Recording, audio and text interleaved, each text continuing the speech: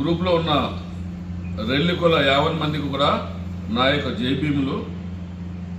నేను ఒకటే చెప్తూ ఉన్నాను, ఈరోజు రాష్ట్ర ప్రభుత్వం కేంద్ర ప్రభుత్వం మీద ఇచ్చిన తీర్పు మేరకు ఏబిసిడి వర్గి గారిని ఉద్దేశించి మాట్లాడి తీర్మానం చేసింది. అందులో ఏబిసి, ఏ అంటే రెల్లి ఉపకులాలు, బి అంటే మాది ఉపకులాలు, సి అంటే మాల ఉపకులాలే, డి ఆది ఆంధ్రాన్ని తీశారు. ఆది ఆంధ్రాన్ని మరి ఎందులో కలుపుతారో తెలియదు.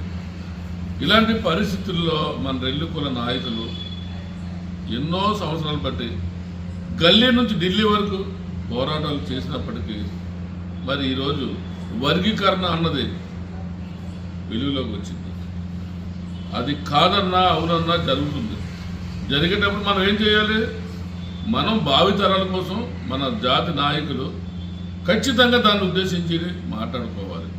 ఇలాంటి పరిస్థితి వచ్చేటప్పుడు మనం అక్కడ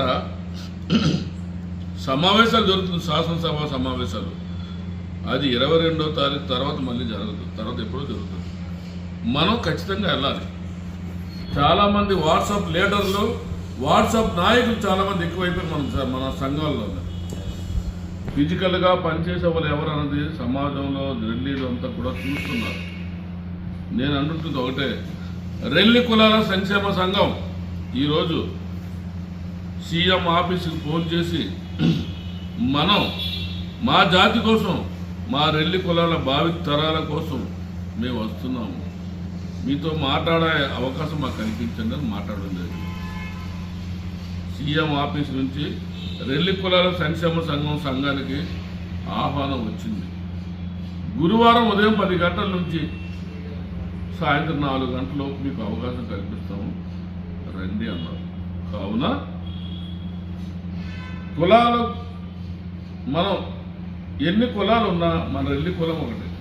ఈ రెల్లి కులంలో ఎన్నో రకాల సంఘాలు ఉన్నప్పటికీ అన్ని సంఘాల లీడర్లకు కూడా మా రెల్లి కులాల సంక్షేమ సంఘం ఆహ్వానిస్తుంది. పార్టీలకు, సంఘాలకు అతీతంగా భావి తరాల కోసం ఈనాడు మనం పోరాటం చేస్తాము. ఈ ఫలాలు మనం పోయిన తర్వాత కానీ రాదు. దయచేసి ఈగోలు పక్కన పెట్టి, స్వార్థాలు పక్కన పెట్టి మన కులంలో పనిచేసే వాళ్ళకి సపోర్ట్ చేయమని గంటాబద్ధంగా మిమ్మల్ని కోరుతున్నాం. మనలో యుగాలు ఉండబట్టే ఈనాటి వరకు కూడా మన రాష్ట్ర నాయకులు, మాజీ నాయకులు, మాజీ కులపెద్దలు ఎంతో ప్రయత్నాలు చేసి సంఘాలు బాగుపడాలని, జాతి బాగుపడాలని ప్రయత్నాలు చేసినప్పటికీ అది సైలెంట్ అయిపోయింది. భగవంతుడి దయ వల్ల మనం అందరం కూడా